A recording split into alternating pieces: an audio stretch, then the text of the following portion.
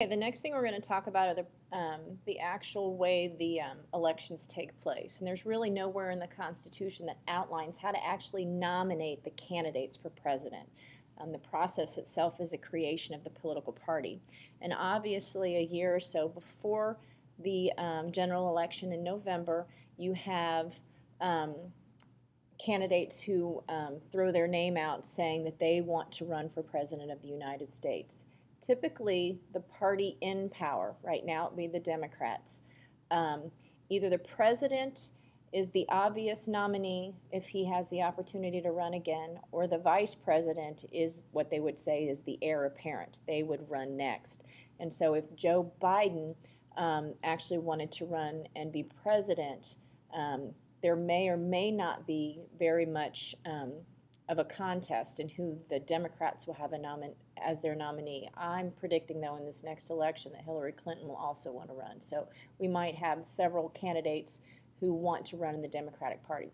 But typically what you have in the party out of power, and what we've seen the last couple of elections in the Republican Party, is that you may have 10 or 12 different people who, as Republicans, want to run for president. Well, in the general election in November, the Democrats can only have one candidate and the Republicans can only have one candidate. So we have every state either has a primary or a caucus, and this primary caucus season lasts from January to June. And the purpose of this is to narrow down all of these candidates so that each party only has one person on the ballot come November.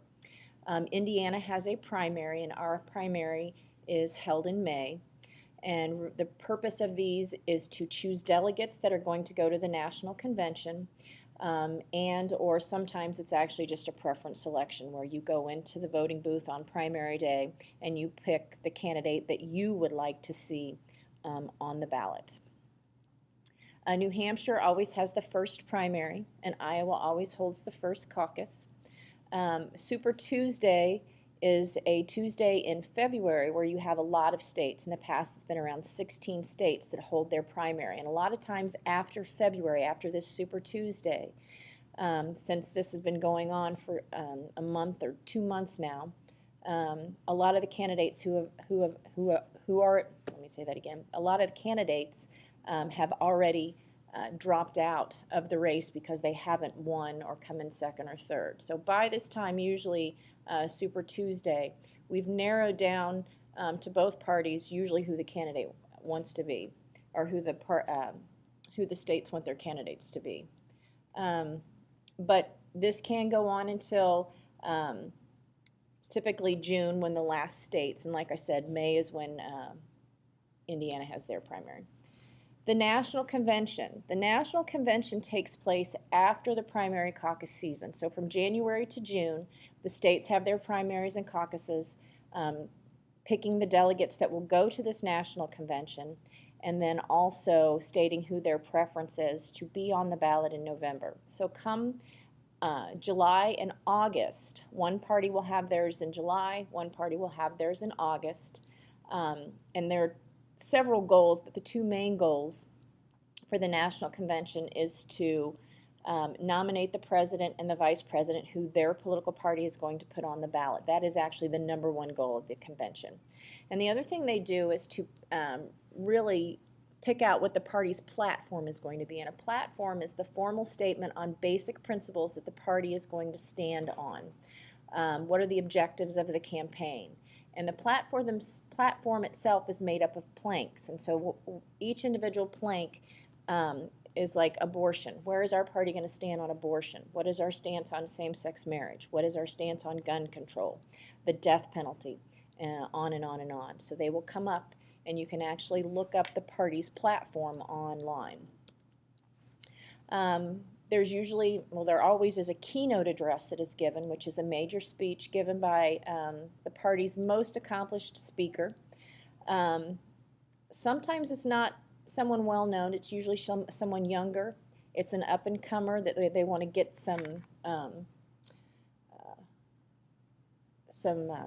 notice for. And so 2004, the keynote speaker at the Democratic's National Convention was an unknown member of the Illinois State Legislature, and that was Barack Obama. And I still remember watching the speech, and I was quite impressed by his speech, but no one had ever heard of him. And then 4 years later, he becomes President of the United States.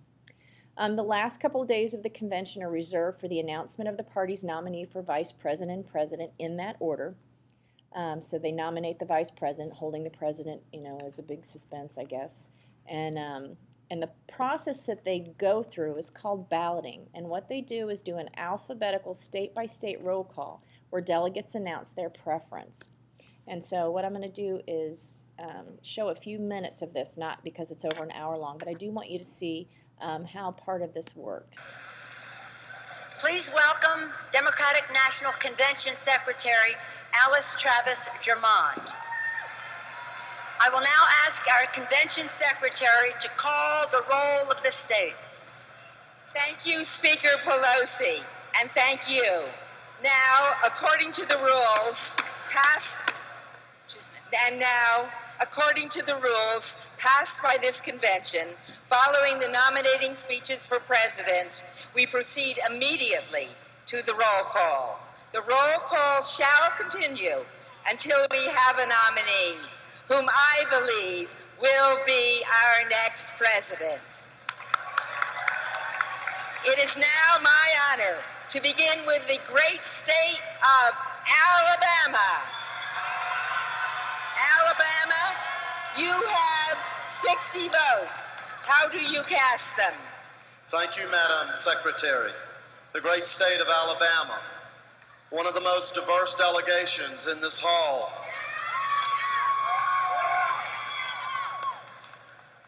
A state that is ready to cast the first votes of this convention for the next President of the United States. 48. Say 48, I'll do that. The great state of Alabama casts 48 votes for Barack Obama. 48.